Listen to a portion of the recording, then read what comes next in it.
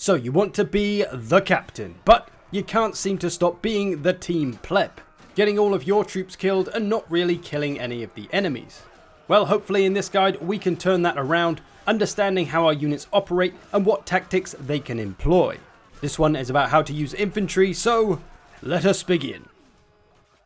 So all infantry can fall into one of three main types: light, heavy, or damage we're going to call them. Each of these three types has their own strengths and weaknesses, although these can be adjusted by changing your loadout. And depending on how you outfit them, that is going to affect what kind of role they have within your team. As for these roles themselves, they follow the classic holy trinity of damage, tank, support. And whichever role you've outfitted your troops to play, it'll probably be focusing on one or a mix of two of these roles. Understanding what role your unit has to play in the team is very freaking important. And each of the three types, light, heavy or damage, tend to favour one of these roles. Although light troops tend to have a bit more freedom with which role they play. Many of them can be outfitted to cover damage, tank or support if they want to, which is something that heavy and damage troops lack. They can only really fill two roles, they can't do all three. As you can see here, I've got a Sturgeon Warrior, which is the light troop, and I've given him extra armor and a two-handed axe, so he's more in the damage role now. I could though give him extra armor and a shield, so he's more of a tank, great for absorbing those missiles. I could give him a spear instead, so he's more support and can deal with cav and protect archers. So that's why I say they're a little bit more versatile than heavy and damage troops. And as for the heavy units, they're of course filling the tank role. These are the elite units. They've got a lot of armor, big shields, they can take the punishment. And they can also double up to play the support role really damn well. They can protect your archers by absorbing enemy missiles, and they can protect other units from cavalry if they have a spear. They can't, however, be outfitted to play the damage role very well though, as they can't put down their shield. Although Oathsworn can bring a two-handed sword, so there are some variations. And obviously it's not like these heavy troops aren't really doing any damage. They do plenty of damage with their one-handed weapon, and because they're so tough and can survive, it can make them do a fair amount of damage over time. But if you're looking to pour the big damage into your enemies quickly, then damage troops are obviously the way to go. They have two-handed weapons, usually not a lot of armor, but they are very quick. So they're great for ambushing, great for flanking, great for taking out anybody they can get their hands on pretty much.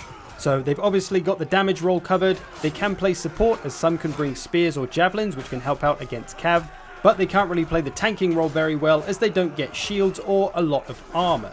So know your role, jabroni, and try to bring something that's useful for the team. If the enemy has a lot of strong cav, maybe bring those anti-cav weapons. If there's a lot of archers, you might want to bring a shield.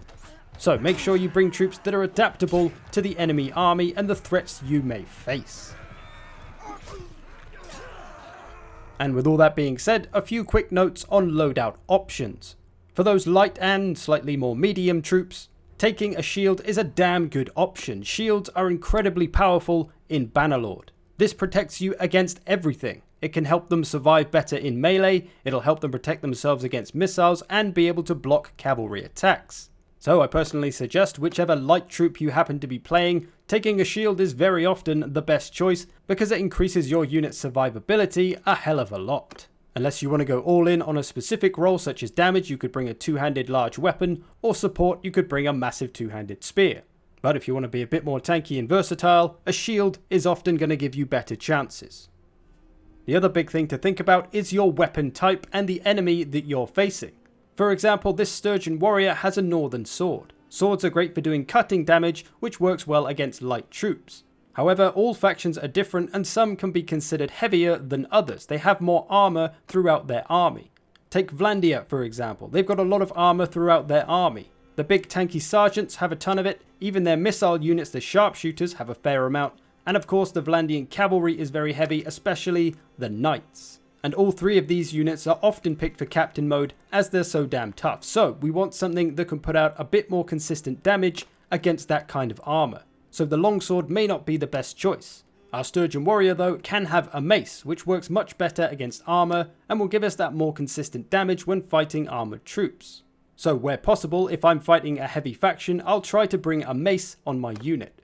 If I'm facing Britannia though, who doesn't really have a ton of armor throughout their army, then the sword will probably suffice. Although you can never really be sure what the enemy is going to bring, and they might bring 6 units of Oathsworn, in which case you'll need those maces. You've just got to try and use your best judgment against the specific factions.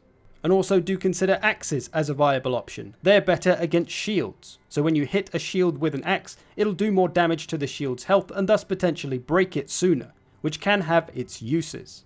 And that goes for all kinds of troops, light, heavy or damage. Do they need a mace for that blunt damage to deal with armor, or will they be okay with the cutting damage of a sword type weapon? And the last thing to consider with your loadout, whichever kind of troop you're playing, is the anti-cav options you have and which ones you want to bring, and do you need to bring them? If you're facing the Crusade, they use a lot of horses, so you'll probably most definitely want to bring some kind of anti-cav measure. Or maybe the team, even if they do have some okay cavalry like Sturgia, they're not really using it, so you might not need those spears. Again, it's just a judgment call, but some factions are more likely to use cavalry than others. You could also specifically outfit yourself to play anti-cav. You could be the guard, who are generally a damage unit, but whack some extra armor on them and give them a pike or some javelins, and they can hunt down cavalry pretty effectively. Javelins are especially good as they can be used as a thrown weapon, or you can spin it around and use it as a spear. This perhaps moves them more over into the support role rather than damage, but that's entirely up to you on how you want to play and what you think is going to be useful to help your team out fighting your specific enemy faction. So you know your troops and you've brought the appropriate equipment. It's now time to master your awareness and patience. Awareness so that you don't end up like this clown, completely unaware that 18 berserkers are sneaking up on him. Awareness to be aware of your surroundings, your allies, your enemies, seeing bad situations and knowing when to avoid them. And to have the patience to not charge in blindly and take on challenges you can't handle, like the flying berserker, which this guy clearly couldn't handle. Now this all begins with matchups. Much like in Total War, as many of my followers will know, unit matchups are very important, and it's the same in Bannerlord. Some units don't work so great against other ones. As some rough guidelines, starting with the heavy troops, they're pretty much good against everyone, except for maybe damaged troops who can sometimes thoroughly mess them up. But when it comes to fighting light or medium troops, they'll usually have the advantage because of all that armor. And of course, fighting other heavy troops is generally pretty even. The only kind of troop that could really give them some trouble is damaged troop, because they can put out so much hurt very quickly. Light type troops can be very good against other light troops and some medium troops, but heavy troops will usually have too much armor for them to be able to get through, and they'll get worn down too quickly, and thus be dead. And the same with damaged troops, who could potentially one-shot a lot of those light infantries. And as for the damaged troops, as you've probably guessed, they can do well against heavy troops potentially, although sometimes it is a bit hit or miss it seems, and they can take out light and medium infantry pretty well, although they may take some damage in the process because of their lack of armor. And of course, whichever one you choose, how well they can deal with missiles and cavalry will depend on what you've outfitted them with. If they've got a shield, they'll be okay to survive some missiles. If they've got a spear, they can take on some cav. So which matchups are good and bad for you is going to depend on what you've outfitted your troops with. But this is talking in a one-on-one sense, so if you were playing as Peasant Levy for Vlandia and you come up against some Empire Legionaries, well, that's just a bad call if you go and engage them as the peasants. Those peasants are going to get messed up by Legionaries. You need to fall back and live to fight another day. Of course, if you overwhelm the enemy though, if there's 2 units of peasants against 1 unit of Legionaries, then those 2 peasants could probably take out the Legionaries pretty quickly. So just have the awareness to look at the matchup you're about to go into and ask yourself, is this good or bad for me? The next part of your awareness is pretty much common sense to see danger. Are you about to get 2v1 or 3v1'd? Are you about to be flanked? Maybe it's time to fall back. Are your topless men stood in the open with a bunch of archers around? Maybe that's not a good idea. Are you all alone in the middle of nowhere by yourself with no spears to defend yourself from cavalry? Maybe you're going to get run through by cavalry, so you should stick with your teammates or should have brought a goddamn spear. Like I say, most of it's common sense. Have some patience to wait for the right situations to get the most out of your men. If you rush in blindly, things likely won't go so well. I'll have a few examples of this later on. And the last big part of awareness we'll talk about is teamwork. This should be an obvious one. This is a team game where you need to work together and support each other. As the melee infantry, you need to support the other melee infantry and the archers. Nobody else can really support the archers and protect them as effectively as you can. You can team up with other melee units to try and get some outnumbered situations on the enemy, 2v1, 3v1, 4v2. Or maybe you see an ally about to be outnumbered, 2 to 1, so you go over there and make it a 2v2 instead and save his ass. Maybe you see an allied melee infantry getting harassed by cavalry as they don't have any spears or javelins, so you can go over with your spears and protect them. If you don't know, you can hold down the Alt key, which will show you the names of your allies and where they are on the map. And of course, play the objective. There are flags to capture to help you win the game. Make sure you keep an eye on these, make sure you try and control these and play for that final flag if you need to. All in all, just have the awareness to see good teamwork situations and when to take them. That being said, it is okay to go solo sometimes if you have a tactical plan in mind. But all in all, it'll come back down to that teamwork winning the day in the end. Now let's talk about formations, beginning with the line formation. This is where you want to be most of the time and the only formation you want to be in if you want your men to fight properly.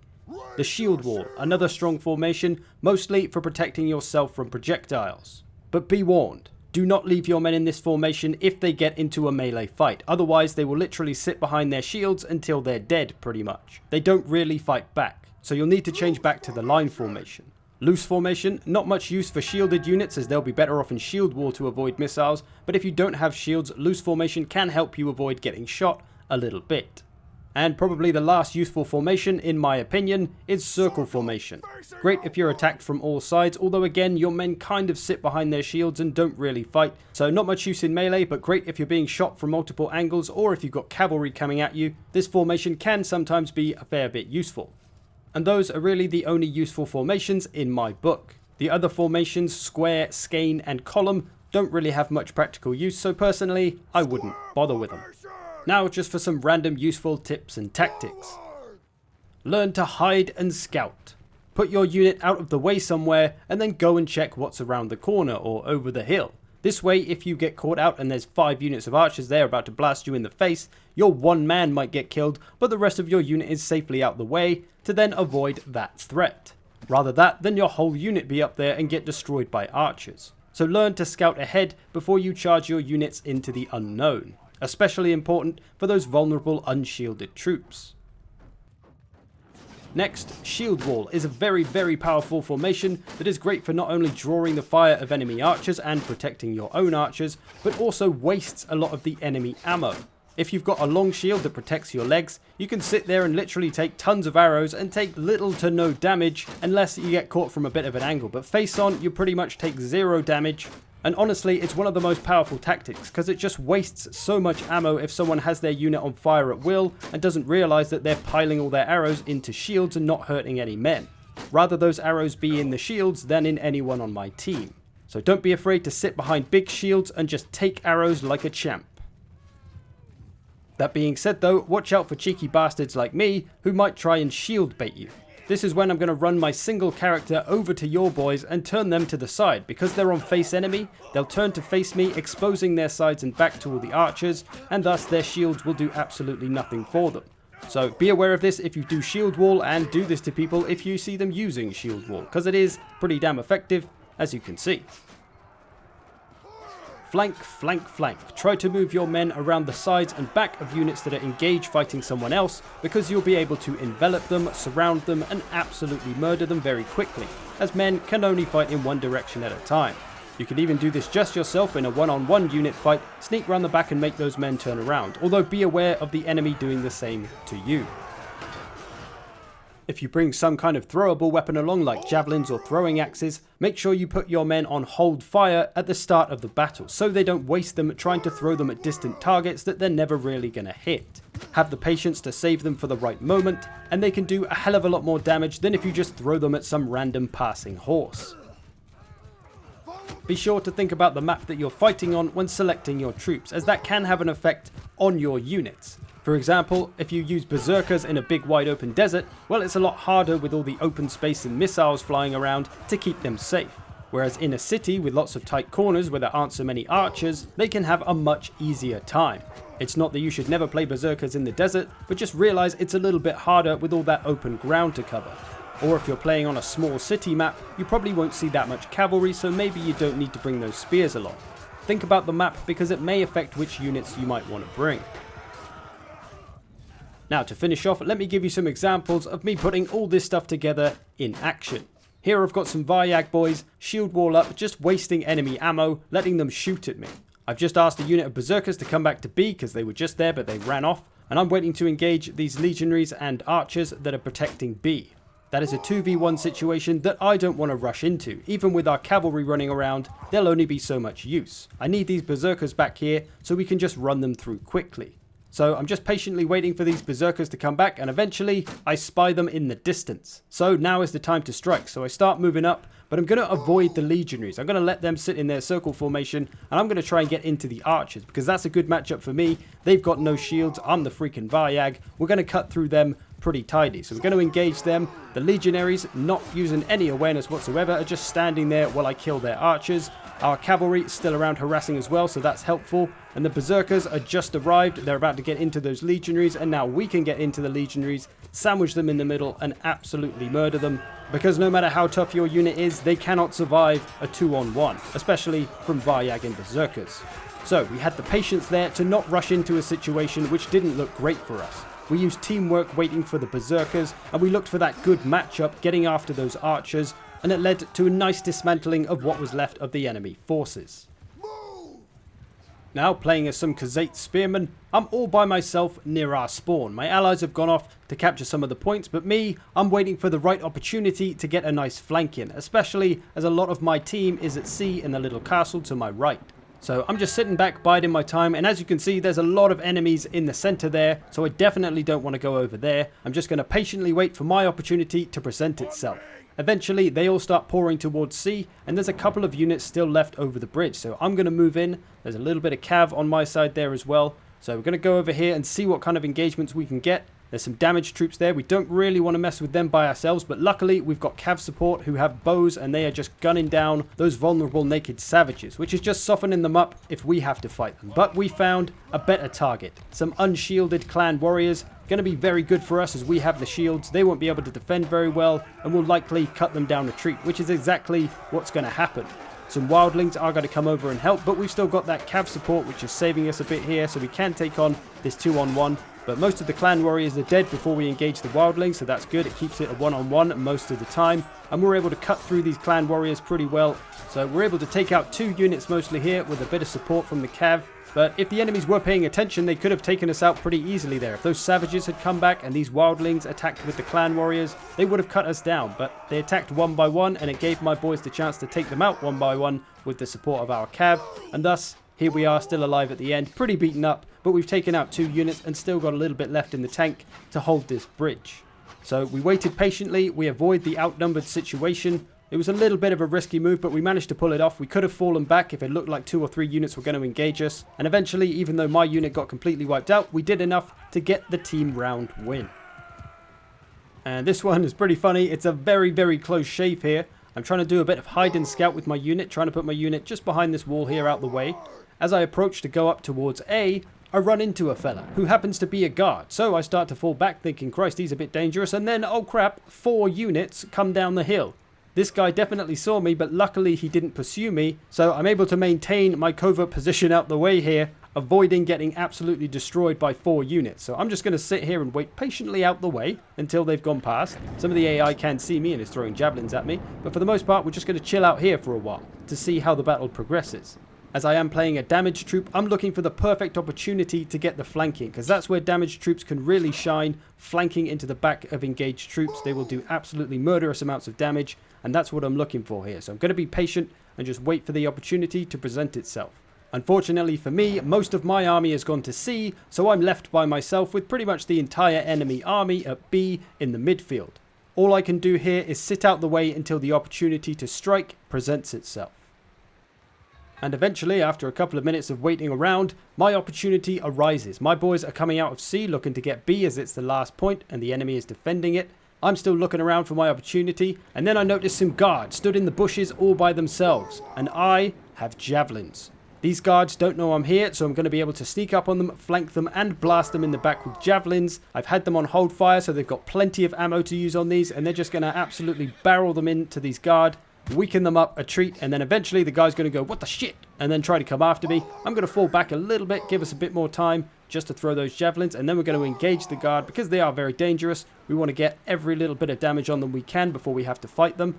Here they come. They're severely weakened now though, and my Manavlian boys are able to charge in and finish off what's left of these guard. They're going to go down pretty quick, but they are going to take some of us with them because, you know, they are guard. They still do hit very hard, but we've got plenty of men left to finish this round and help out.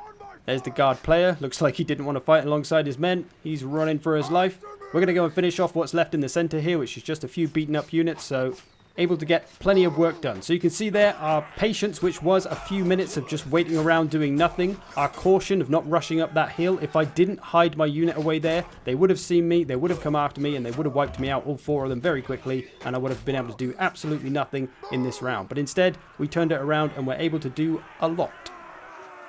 And one final example with a specific note on damaged troops, as they can be incredibly powerful but also are the most vulnerable of the bunch because of their lack of shields and armors. I'd say that hide and scout is almost essential with them. Look what you're running into. If you run out into the open of the desert and then get caught by missiles, probably going to lose half your men, if not all of them, if you're not careful. So you've always got to be cautious, always aware of where missile units are. Like here, I'm pulling my vultures around the other side of this building because I can see some archer cav coming this way and they're already starting to fire at my boys. Going to keep them safe, hiding them behind buildings, behind hills, anything that breaks line of sight and protects your unit. And this round is going to be incredibly awkward. I can't really find what to do, can't really find any enemies. There's some archers at A firing at me now, so I can't stand where I was. I'm a bit trapped and lost at the moment, but I'm staying patient, not rushing after anybody, waiting for my opportunity to do some damage. I've pretty much just been standing around avoiding missiles for 2 minutes, but now I see my army is moving up towards C. I'm going to go with them and look for some good opportunities, and that is exactly what I get. I've got my boys with their javelins ready, going to line them up, tell them to unload their javelins on the incoming light troops, and then we're going to get into them and cause absolute carnage, fighting alongside our teammates, working with them. There's a lot of units up here, 3 or 4 units for both sides, so it's going to be a pretty even fight. And I'm going to come in from the flank here. My boys coming in on the edge. The sergeants have got the enemy pinned in place. We're going to come up behind them, and, well, you know how the rest is going to go. Always look for those flanking opportunities with damaged troops because they are so disgustingly powerful when they do pull it off. We are going to get a little bit flanked ourselves here, but my boys are ready for it. So we're going to be able to get into these last unit of spears and do some nice work. Sergeants are going to come and help us. So yeah, patience, looking for the right opportunities, avoiding bad situations, using some basic tactics like wasting the enemy ammo, not wasting your ammo, and of course, good old flanking. So whichever troops you're playing, be aware of those good and bad situations, bad matchups, outnumbered situations. Keep an eye on your teammates, and overall, be patient. Look for those good opportunities and then take them. So there you go. A guide on how to play infantry in captain mode. I will of course be doing one of these for ranged units and for cavalry, so keep an eye out for those. I also stream captain mode on Twitch on a weekly basis, so if you want to come and get involved into captain mode and play alongside me, do check out my Twitch, link in the description. I hope you've enjoyed this. Thanks for watching. I will see you in the future. After me!